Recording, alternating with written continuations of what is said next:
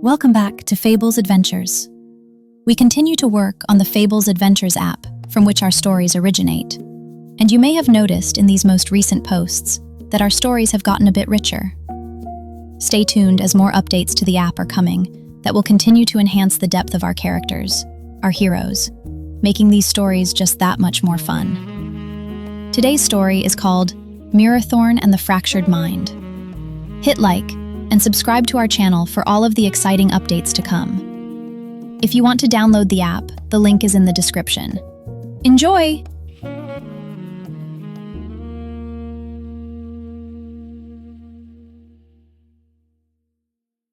The fractured arrival. You know the moment when the mist parts like breath between teeth. That's when you see them, standing at the wetland's edge where the mirror-still water meets the impossible sky, where reality hasn't yet decided what it wants to be.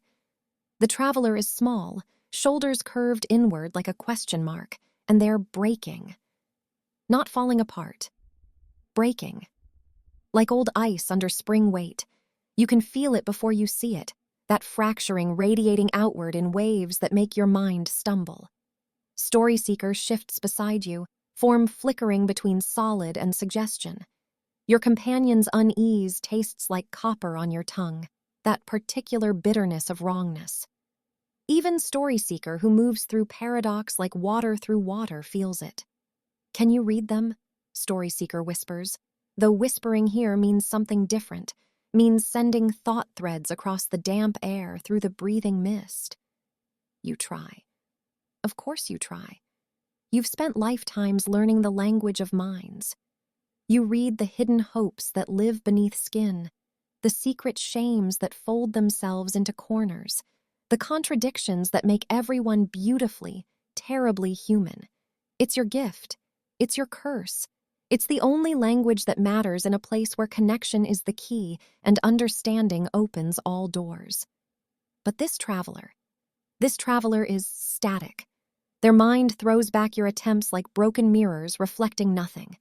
You catch fragments, a flash of desperate hope, immediately swallowed by crushing doubt, a memory of warmth that cracks instantly into ice, love and hatred occupying the same space, not struggling for dominance but existing simultaneously, neither yielding. The shattered glass of their thoughts won't cohere into anything you can grasp. You step forward anyway, because that's what you do. You step toward the hurt, toward the impossible, toward anything that needs protecting. The mist curls around your ankles, not hostile yet, but testing, questioning. The enchanted wetland is patient, but patience has limits.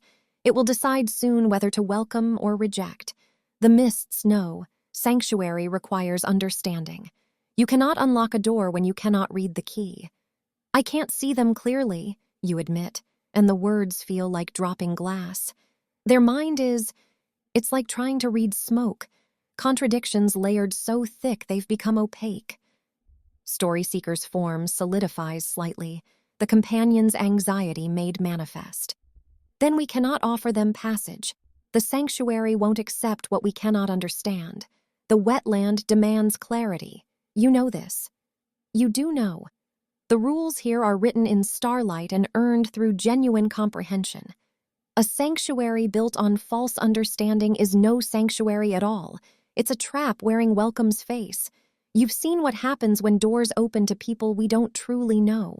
You've watched those doors close with people still trapped inside. The traveler coughs, a wet, desperate sound that cracks something in your chest. You move closer.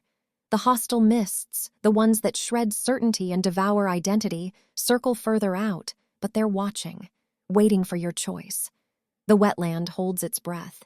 Even the water stills further if such a thing were possible, becoming less reflection and more recording device, documenting what you're about to decide. What's your name? You ask, and your voice carries the weight of that second-person intimacy you've learned. The conspiratorial whisper that says, I'm going to know you whether you want me to or not. The traveler's eyes snap to yours. In them you see the war, desperate need and absolute terror occupying the same iris, the same pupil, the same fundamental I. Does it matter? They ask, And their voice is fractured too. Childhood and age, hope and defeat, question and statement all spoken simultaneously from one throat. And here is where you reach the impossible choice, the moment where your greatest strength becomes your greatest paralysis. You could turn away. The wetland would accept that, would understand that protection sometimes means refusal, that the merciful choice is sometimes the closed door. Story Seeker would forgive you. You'd both move deeper into the enchanted depths, find another sanctuary, another night, another story. The mists would swallow them eventually, but at least you wouldn't be responsible for what you couldn't understand. Except. You've read enough minds to know that the most fractured ones often belong to the most desperately innocent. Contradiction isn't always evil.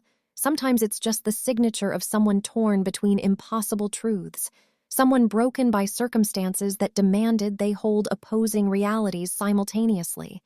Someone who learned early that the world couldn't be trusted to make sense. Someone, perhaps, like you. My name is Mirrorthorne, you say, stepping directly into the mist. It coils around you like recognition. And I'm going to help you, not because I understand you completely, but because I understand enough. You can't, the traveler says, but they're moving forward, drawn by the sheer conviction in your voice. My mind, it's broken. It's been broken so long. Broken mirrors still reflect, you interrupt, and now you're standing directly before them, close enough to read the individual fractures in their eyes. They just show you a different truth, a fragmented truth, a truth that holds more than one answer at a time. You reach out, not into their mind, not this time.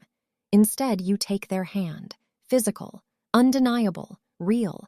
The moment your skin touches theirs, something shifts. Not clarity, not sudden understanding, but something stranger and more profound. Recognition of the unreadable. Your mind, so trained in interpretation, suddenly understands that some things don't need to be read. Some things just need to be held. You can't access their thoughts clearly, but you can feel their trembling. You can feel the exhaustion in their grip. You can sense, without reading, that they've been running from contradictions their whole life, trying to choose one answer when their nature demanded they hold them all. Come, you say, pulling them gently toward the wetland's heart. There's a sanctuary deeper in. The mists there are kind to those who've learned to be kind to their own contradictions.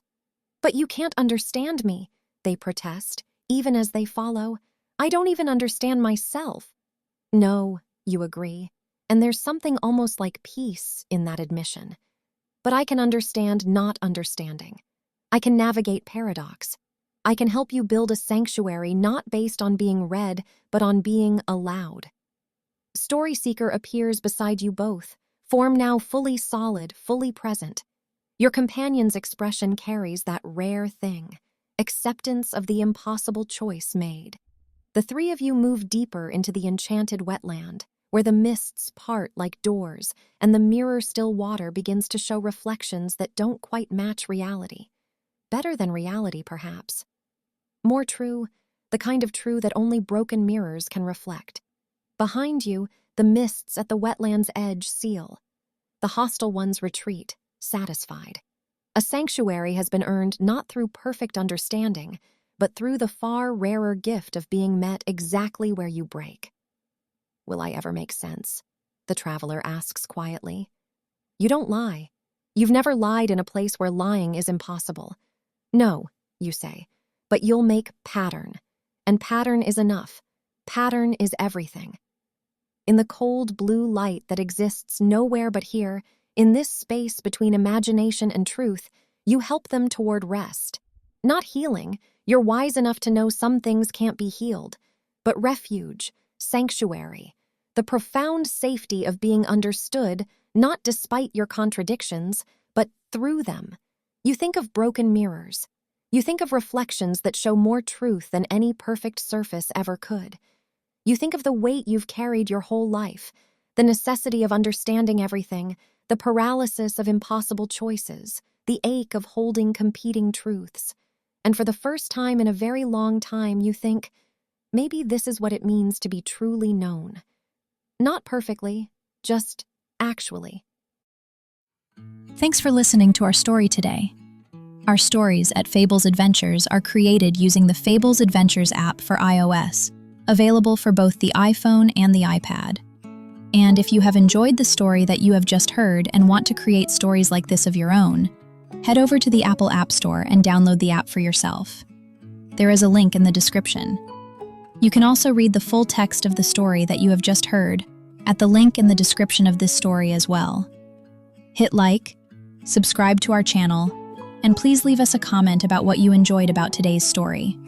It really helps.